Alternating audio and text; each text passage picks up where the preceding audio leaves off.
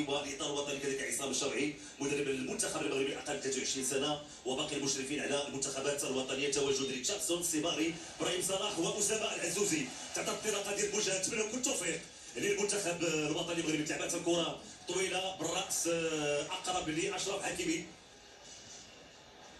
مشات الكره في الجهه الاولى، كانت تمريره من سينكو ويلفريد. تدخل الحكم كيطلب وسط اللقاء، الحكم كان قريب من العمليه. يوسف العصيري تمكن من الدخول داخل منطقه الجزاء امام المدافعين. حكم في حديث مع لاعبين. امامنا جوناثان بامبا لاعب فريق سيلتا فيغو الاسباني. جوناثان ينتظر صافره الحكم ليديال الرافيو. حديث مع تنفيذ هذا الخطا، تبنوا ابعاد الكره، لعبات الكره، تدخل وابعاد الكره.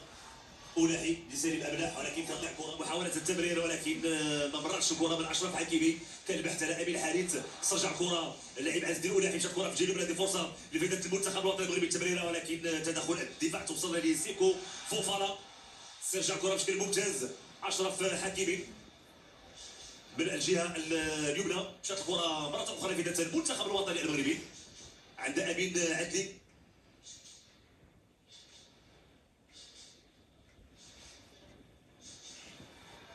امين حارث، عز الدين أولاحي، فرصه لفائده المنتخب الوطني المغربي، ولكن ممتاز لسالم أبلاح. ناصر المزراوي، سالم أبلاح، والحكم كيمنح خطا لفائده المنتخب الايفواري. استوائيه كذلك مره اخرى على المنتخب الغاني في الوقت. تبادل المحاوله من الجهه اليمنى بواسطه سينغو ويلفريد، رفع الكره ياسين بونو سهله في المكان المناسب.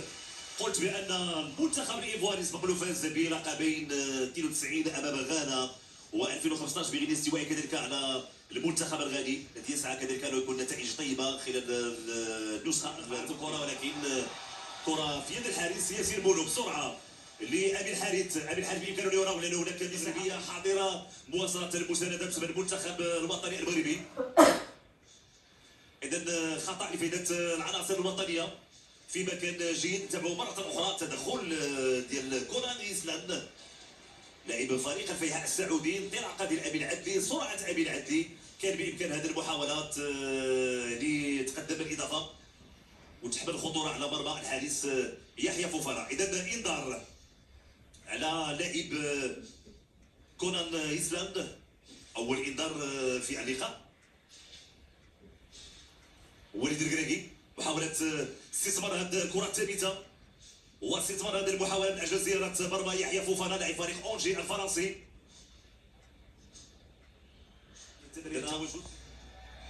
ترجع كره للجهه اليسرى، اشرف حكيمي بامكانه يرفع كره، فرصه مباشره وتدخل الحارس. مره اخرى نتابعوا الاعاده ديال هذه المحاوله. تدخل يحيى فوفانا، اشرف حكيمي، فرصه بواسطه يوسف العصيري. فوفانا تابعوا، لاحظوا يوسف العصيري كان هناك رايه وكان هناك وضعيه تسلل، ولكن محاوله واللي بعد الكره في الوقت اللي كانت المطالبه بالخطا بعد التدخل امام يحيى عطيطله. كره في الجهه اليسرى لفائده المنتخب الايفواري. لحسن الحظ كان تواجد ضيف عقل لانه الكره مرت من تحت يد ياسين بونو. محاوله شكلت خطوره لفائده تسديده مشات فوق المرمى خطيره. لاحظوا مره اخرى انطلاقه من الجهه اليمنى من عمر دياكيدي.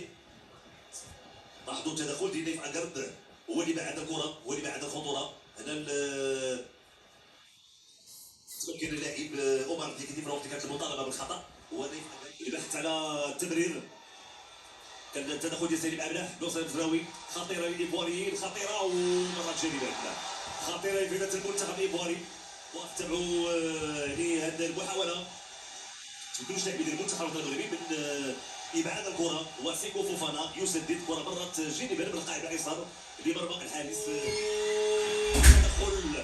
تدخل مره اخرى وابعاد الكره. كنقول بان كان هدف محقق. الايفواري لاحظوا غالب سيسترجع كره ياسين بونو، ولكن التمريره كانت خاطئه فقط لعمر دياكيدي اللي راوغ حارس ياسين بونو يسدد مره اخرى. نيف اكارد لاحظوا كيوقف كونان ايسلاند تعود من جديد لفائده المنتخب الايفواري. حذر من هذه المحاوله، تدخل ممتاز اشرف حكيمي ليوسف النصيري البحث على المرتد الهجومي. يوسف النصيري يبحث على المسانده، ما كانش هناك مسانده، يحاول يلعب كره دائريه داخل منطقه جزاء ابي الحريث. لعبت كره دائريه، فرصه صعود راسيه، فرصه كره فوق المرمى ممتاز. الكره الراسيه ديال اعتقد سالم ابلاح هو اللي لبس على الكره في الوقت اللي لو يعني لاحظوا اللاعب سيباستيان اولر تدخل الدفاع.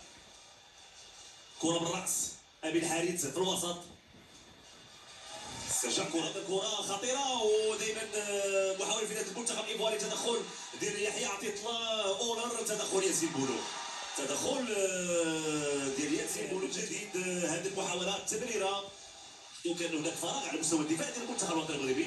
تسديده تصل كره لسيباستيان اولر الذي يسدد، تدخل ممتاز للحارس داخل منطقه جزاء راسيه خطيره دائما. تدخل سالم ابلاح، تدخل سالم ابلاح في الوقت اللي الحكم المساعد رفع الرايه. تدخل اشرف حكيمي الذي يبعد الكره للزاويه الاخيره. لاحظوا انطلاقه ديال جوناثان بامبا على مستوى الجهه اليسرى، وتدخل اشرف حكيمي الذي يبعد الكره للزاويه. اذا الزاويه لفائده المنتخب الايفواري من الجهه اليمنى اللي يلفت الزاويه جوناثان بامبا. ياسين بولو كيطلب اللاعبين تكون الحراسه فرديه. لعبات الكره غانم سيس يتدخل، امين عدلي، امين عدلي تصل لغانم سيس، كره طويله اشرف حكيمي تبناها في الشباك. اشرف حكيمي فرصه تسديده وتدخل في مناسبتين. تدخل في تابعوا مره اخرى هذه الفرصه وهذه المحاوله لفائده المنتخب الوطني. فرصه لكن ما وصلتش الكره لابي الحارث. حاول يوضع الكره امين عدلي امام ابي الحارث، تعطي هذا فرصه. لاحظوا العمل اللي كيقوم به امين عدلي، وكذلك استرجاع الكره وافتكاك الكره، وهذا مهم جدا من اجل مسانده الدفاع كذلك المنتخب الوطني المغربي. ابي الحارث، عز الولاحي، لاعبين اللي كيلعبوا باولمبيك مارسيليا. هناك تفاهم، فرصه لفائده المنتخب الوطني المغربي. تدخل لغانم سيس، مرتد هجومي، كره وسط سريعه خطيره خطيره خطيره خطيره، والهدف خطيره، والهدف سيباستيان هالر يتمكن من وضع الكره في الشباك. هدف اول، فرحه كبيره للجماهير. كنقول في الثواني الاخيره اذا المنتخب الايفواري ينجح في وصوله. نتابعوا هذا المرتد الهجومي، لاحظوا الانطلاقه ديال سيباستيان هالر اللي تمكن انه يرفع الكره بذكاء ويوضع الكره في الشباك لاعب فريق بروسيا دورتموند الالماني. اذا نتيجه تغييرات بفائده المنتخب الايفواري. اذا امامنا سيباستيان هالر اللي كيتمكن من تسجيل الهدف الاول بفائده المنتخب الايفواري. فرحه كبيره له، خصوصا خلال الجوله الثانيه، لانه الحكم بقى يعلن على نهايه الشوط الاول. بالفعل نهايه الشوط الاول بتقدم المنتخب الايفواري بهدف لا شيء، هدف